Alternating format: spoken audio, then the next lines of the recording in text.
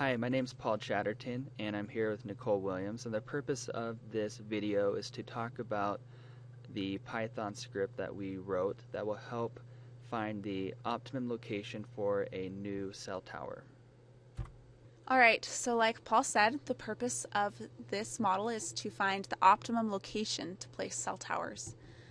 And although this model should work for any county, anywhere, as long as you have the correct data, we have, for the purposes of this model, created a demonstration for Weber County, Davis County, Salt Lake County, and Utah County, which are all in Utah.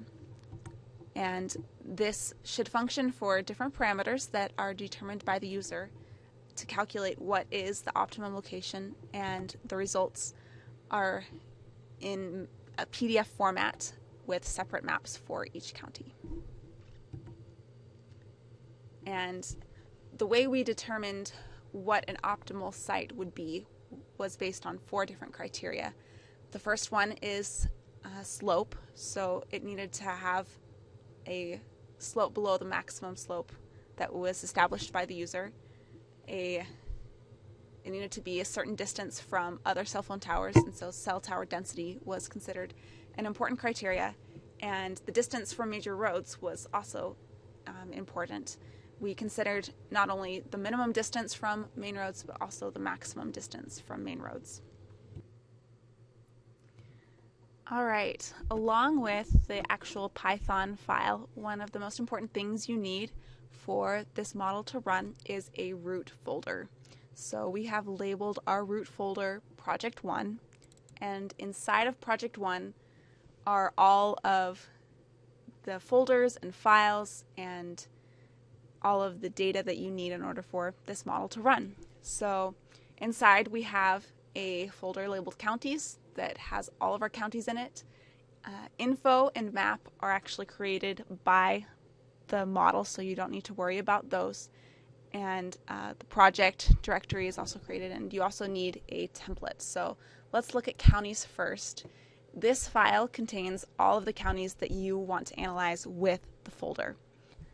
So we want to analyze these 4 counties for Utah, and so we have included them, and it's really important that you do not include any other file in the folder labeled counties other than the counties that you actually want the model to try to run. And it's also really important to note that you do not have any spaces in between words in county names. So Salt Lake does not have a space, and it's also important that you capitalize the first letter of each of the names, but that you do not include a space. Inside of each of the counties are contained all of the data that you need in order for the model to run. So we want to analyze for slope, and so we need digital elevation model data, which is a raster file that is contained in DEM. You need a shape file that has all of the cell towers that are currently existing within your county, and you also need a file that contains the major roads in the county that you are analyzing. And we also will need a file that has all of the counties in the state that you're looking at. And so this can be the same file for all of the different counties that you're analyzing, but it just needs to be included there. And the output folder, you don't need to worry about, it just needs to exist. All of the files that are produced as the model runs will be put into the output file. A little bit of pre-processing does need to happen for the digital elevation model data. You need to clip this data to the county before you put it into this folder. So if I'm doing Davis County, I need to make sure that only the digital elevation model for Davis County is included in the DEM file. Here we have the info folder, which is created automatically by the Python script. The map folder contains all of the maps and a few of the files that are created, so it's basically the results folder. And these are automatically created and linked in, and this is the project template that is important to have in ArcMap. So not a whole lot needs to be done here. It's just important that you do link in the counties and the roads that you put into in just at least one that you have included in the counties folder in the data, and the model should take care of the rest. So it should be able to process this and make some great looking maps. And so now we are going to talk about the actual model, the ArcPy model. Now that we know how things work and are set up outside of the script, let's talk about the Python script itself. Here at the top we have a description about our script, as well as the modules that we need to import and the necessary licenses. This next section is an important section, as it is where the user will place their own parameters for various things. We've tried to make this simple. We have 5 steps with examples for each. Step 1 is where they will define their workspace, and that will be used further down in the script. They can also define the slope data, tower density, road distance, and the road proximity. You'll notice that the road proximity has 4 different variables, and we've noticed that when this parameter is changed, it has the greatest effect on the output map. So we've allowed the user to put in 4 different variables for this one, and that way when we create the final map, there will be these parameters will be used 4 different times for one county. The next section contains a couple functions, and we'll come back to those as they appear further down in the script. And after that, we have just some basic preparations that need to be done before we begin the loops for our counties. We define the workspace, we create a new list for those 4 road proximity parameters. We then run the folder check function, which if we scroll back up, this function will check to see if there's a folder called map in the main root folder, and if it's not there, it'll create one, because it's important that that folder does exist. We'll then define the MXD file location where we want the final PDF to be placed, and if it does exist, it'll remove it so we can continually repeat this Python script. And then we'll run the county list function. This is another important function. It will look inside of the counties folder that Nicole mentioned earlier, and it'll take each of those folder names and add them to a list.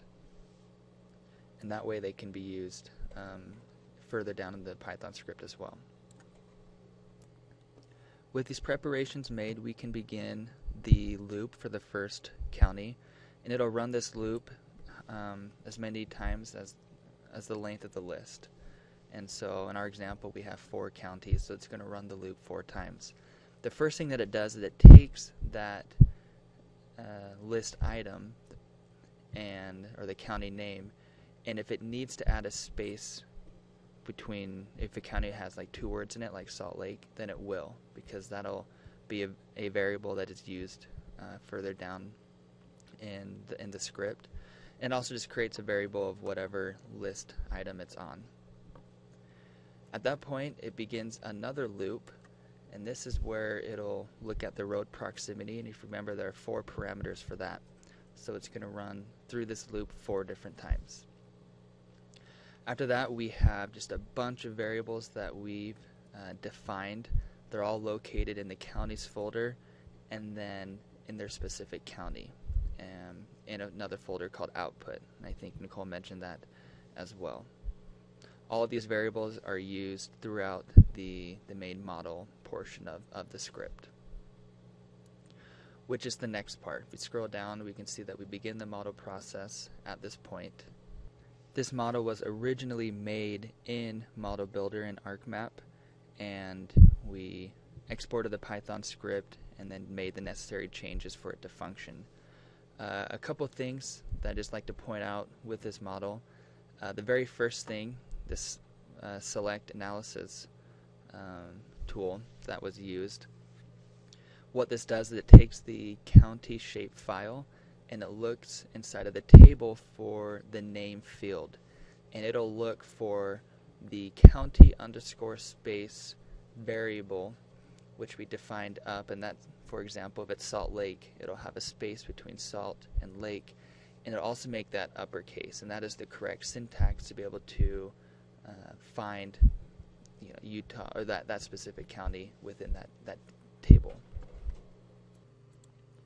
There are a couple tools where they didn't quite work when we exported the Python script and we needed to write them a little bit differently. The raster calculators is one example where we had to kind of remove what was already placed or imported and replaced with a conditional statement, as you can see right here. And then we would save that output to the exact location of where we want it to go. A lot of these tools are pretty straightforward, and they're just continually adding variables, and then those output variables are used as input variables for the next function. And at the very end, we are left with a shape file that contains the area of the optimal location for these cell towers. Once the model is complete for this particular loop, we're now ready to create the map for it, which is the next section. And so we define a variable for the extent, set all the text elements to be variables to be null or nothing, and then we start looking in each of the data frames, and there's only one that we're really concerned about. It's the data frame labeled layers, and we make sure that the extent for that data frame is the extent of the variable county map as we've defined up here. Inside of this data frame there are 4 layers that we want to be visible, and if for some reason any other layers appear in here, we want them to not be visible. And so we've created a loop that will do that. Once we've got our layers figured out, we want to work with the text elements that exist in this map, and there are 5 that we're concerned about. The first one is it'll put the county name at the top of the map. And these other 4, we wanted each map to write the exact parameters that were used, and so depending on what parameter it's on within the loop, it'll replace that value for the text elements.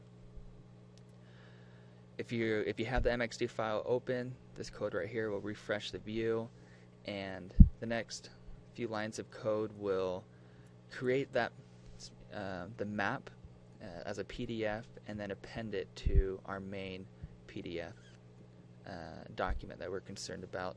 It'll also reset all the text elements back to their original value, so this loop can be used again without any troubles. And at the very end, it'll save and close that PDF and let the user know that they are complete with their model. While the script is running, we'll receive updates throughout it until the Python script is complete. And at that point, we can go to our map folder inside of our main root folder, and we have a PDF called Atlas, and this will contain all the maps that we set up in our script. And it will start with one county, and there'll be 4 maps for each county, and the maximum distance from the roads parameter will change with each map. And scroll down and kind of get an idea of the different outputs and how changing those parameters made a difference in the final map.